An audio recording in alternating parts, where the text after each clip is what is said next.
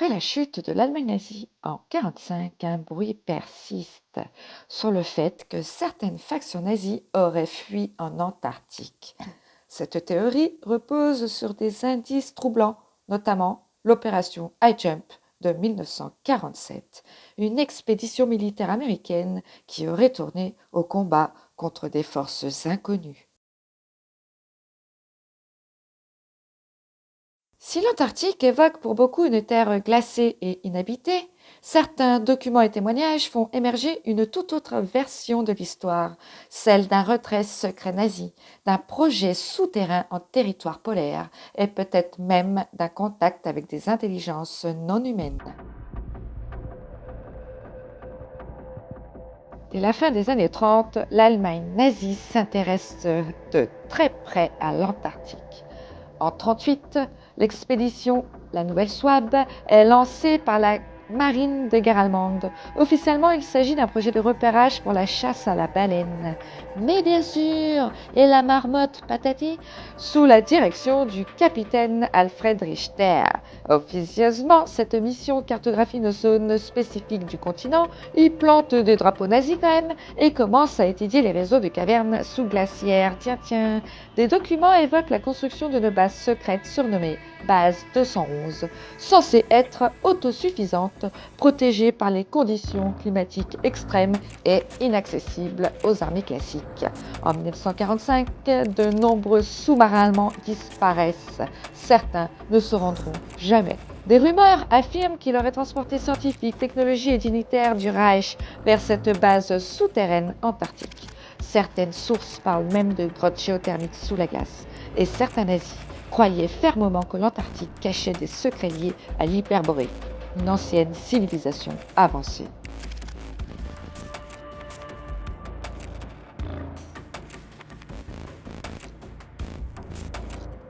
L'opération High Jump, dirigée par l'amiral Richard Evelyn Byrd, demeure l'une des missions les plus controversées de l'histoire militaire américaine.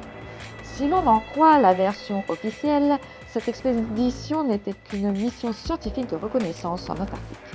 Mais une analyse plus poussée révèle un scénario bien plus étrange et potentiellement explosif. À peine 2 ans après la guerre, les États-Unis vont déployer des moyens qui posent question quand même. Plus de 4700 hommes, une flotte de 13 navires de guerre, dont des porte-avions, des hélicoptères, des avions de chasse, de reconnaissance, etc. Ça fait beaucoup quand même pour une exploration scientifique, non? Tu trouves pas? Avec du matériel de guerre au complet, donc avec les avions de chasse, hydravions, chars légers et troupes armées. Ils partent peut-être se battre contre des poissons, hein. Bon, et avec pour objectif officiellement affiché étudier les conditions météorologiques et s'entraîner à des manœuvres polaires. En fait, ils veulent faire les beaux devant les baleines. Enfin bref, bon, à la tête de l'opération, l'amiral Richard E. Byrd, célèbre explorateur des pôles, mais aussi officier de haut rang de l'US Navy.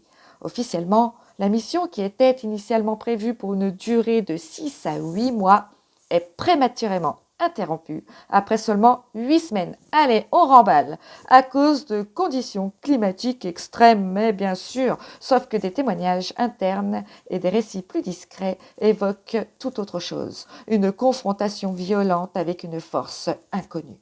Plusieurs avions sont perdus, des soldats décèdent et aucun rapport complet n'est publié. Selon le journal de bord supposé de Byrd, son avion aurait été intercepté par des engins volants silencieux capables de manœuvres de dingue.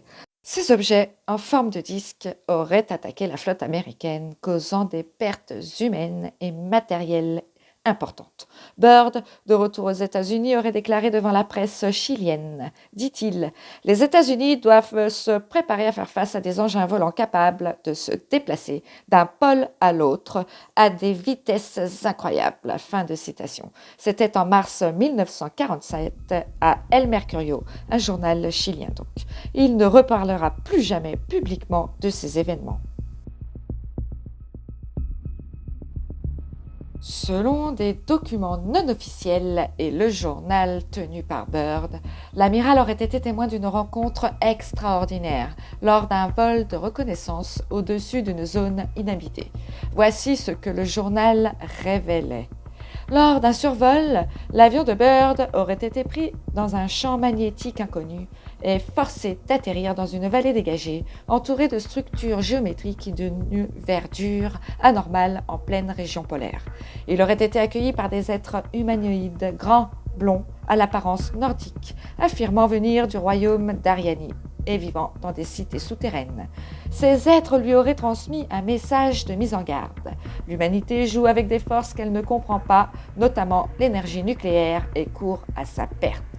Byrd aurait été autorisé à repartir et aurait été sommé de garder le silence. À son retour aux États-Unis, il aurait tenté d'alerter les autorités, mais ses déclarations auraient été immédiatement classées top secret. Selon d'autres témoignages plus militaires, des escadrilles d'objets volants non identifiés auraient attaqué certains navires lors de l'opération Jump.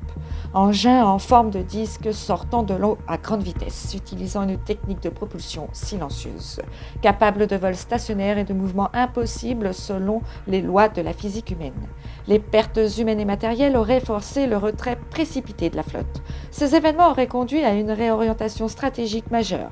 Les États-Unis prennent conscience que des forces technologiquement supérieures se trouvent en Antarctique et qu'elles ne sont pas prêtes à se laisser approcher. Loin d'être un simple désert de glace, l'Antarctique pourrait bien être le théâtre d'un chapitre caché de notre histoire. Et si les disques volants du Reich n'avaient pas disparu, mais s'étaient simplement enfouis sous la glace là où personne ne pouvait les suivre. Si les États-Unis ont réellement affronté une force inconnue, cela signifierait que 1. Une faction nazie était encore active en Antarctique après la guerre. 2. Ils possédaient une technologie avancée bien au-delà de l'aviation traditionnelle. Et 3. Les États-Unis auraient conclu qu'il valait mieux négocier ou intégrer ces connaissances plutôt que de les combattre. Le mystère de l'opération Jump reste entier.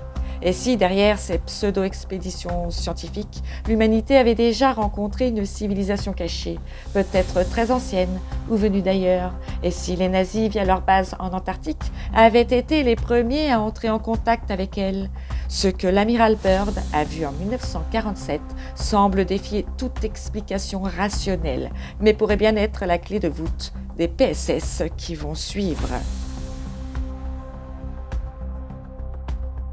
Cette bataille aurait-elle été le point de départ des négociations avec la flotte noire et les alliances setées ?